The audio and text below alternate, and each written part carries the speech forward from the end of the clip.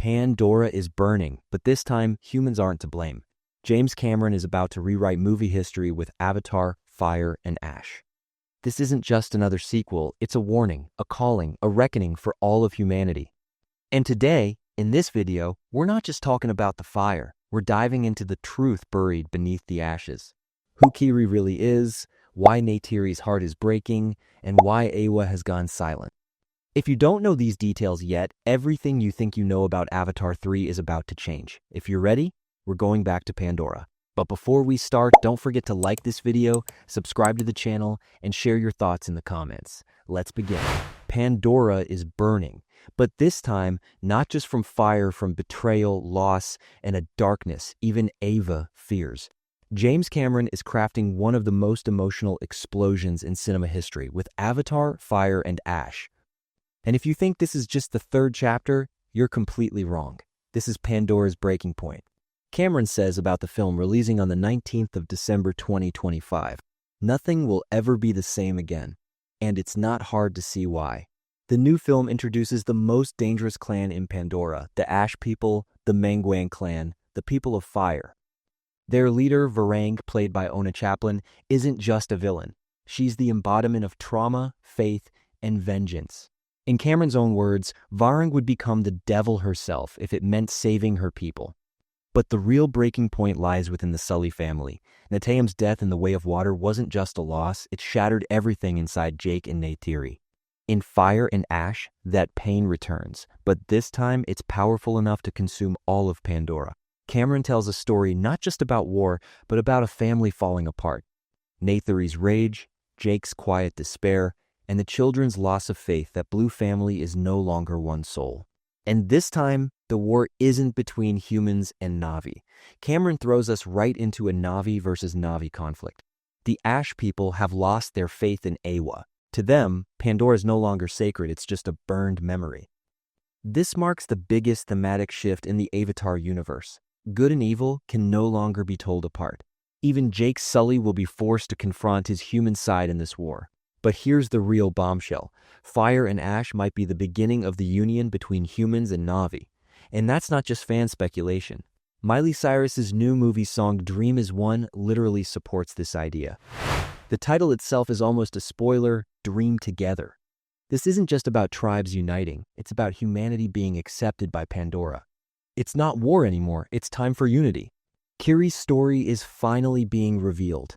In the Way of Water, she was just a mystery, but in Fire and Ash, that mystery becomes the heart of Pandora.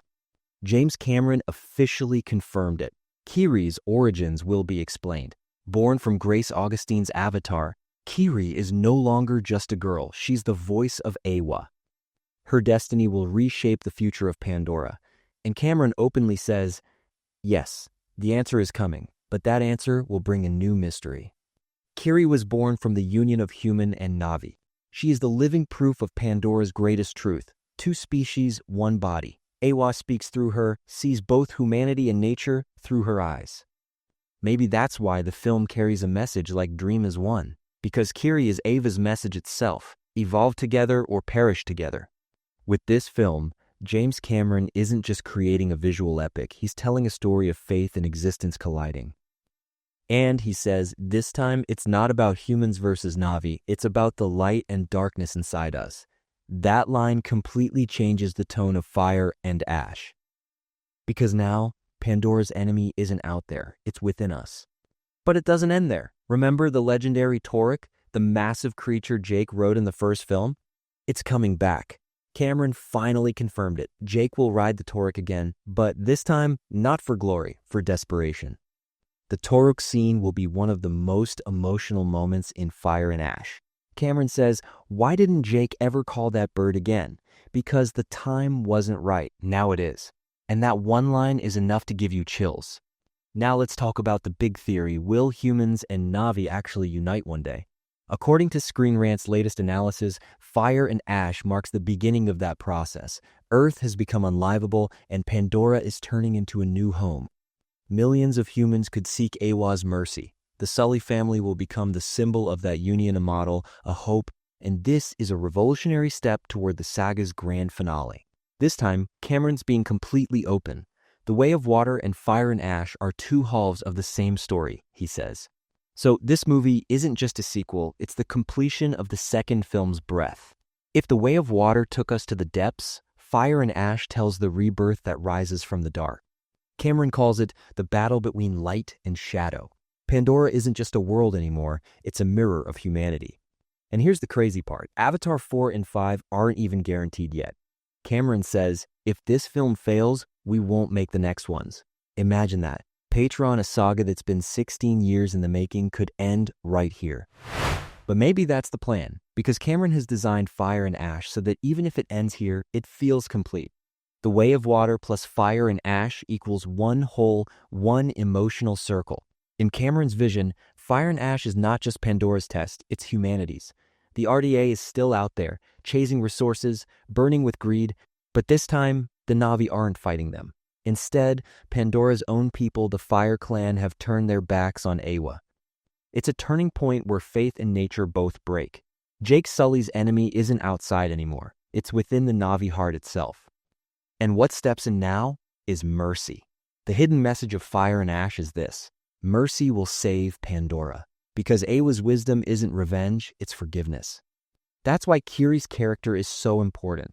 She carries both humanity's mistakes and the Na'vi's pride. She's the child of both worlds. And through her, Pandora's future will be rewritten.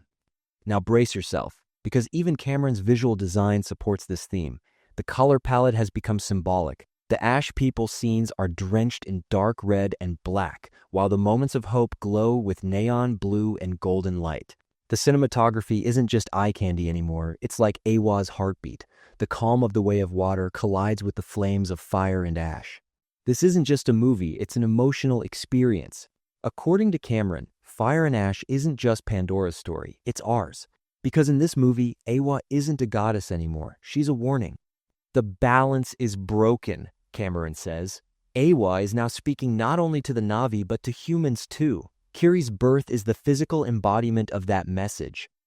A girl born from a human avatar body becomes the voice of nature itself. She represents not just Pandora's rebirth, but humanity's. And that's where Dream as One comes in. Miley Cyrus's voice will echo through the film, not just as a song, but as a theme. The lyrics say, "We dream as one or we burn alone." That line sums up Cameron's philosophy. In Fire and Ash, it's not just the clans uniting, humanity itself is answering Eywa's call. This is the age of unity in the Avatar universe. But every hope comes with a price. As Pandora burns, Jake Sully must make an impossible choice. Save his family or save all of Pandora. As Neytiri's fury clashes with Eywa's peace, that choice will trigger a prophecy. Because according to Cameron, for the first time, Eywa's silence will be heard. The goddess won't speak. The decision will be ours. And that's when the Toruk scene happens. Jake calls that legendary creature once more, but this time not as a symbol of war, but of closure. Cameron describes this moment as the pure essence of Avatar, the point where human, nature, and spirit meet. It carries the same emotional weight as when Loak touched Payakan, because Pandora's power isn't in its effects, it's in its silence. But the biggest transformation happens in Kiri. Her identity carries Eywa's ultimate message. We were born together, we died together. Fire and Ash puts Kiri at the center, turning the Na'vi legend into a story about humanity. Avatar is no longer just a movie series, it's a mirror of who we are. And Cameron holds that mirror up to us. What would you save your family or your planet? James Cameron created Fire and Ash not just as a third film, but as a testament. Through Pandora, he's speaking to our world. Our world is burning too, he says. Not just our forests, but our empathy, our connection to nature, our faith in one another. That's why Fire and Ash isn't just a movie you watch, it's a warning you feel. The fire on screen burns away our indifference. In Cameron's vision, Avatar 4 and 5 won't just be sequels, they'll start a new era. If Fire and Ash succeeds, the next films won't tell stories of war, but of evolution. As humans learn to live on Pandora, the Na'vi will learn what it means to be human. That mutual learning will bring the saga to a philosophical end to species, one consciousness. Eywa will no longer be a being, but a shared mind. Dream as One is the song of that call. But Fire and Ash doesn't end here. Unlike The Way of Water, this film won't close in silence. Cameron says, this time, the final word won't belong to Eywa, it'll belong to humans. The ending won't be quiet, but an echo, a voice rising from Pandora's heart. The fire cleanses, the ash remembers. Fire burns, but ash remembers. That's the soul of Avatar. There is no transformation without loss.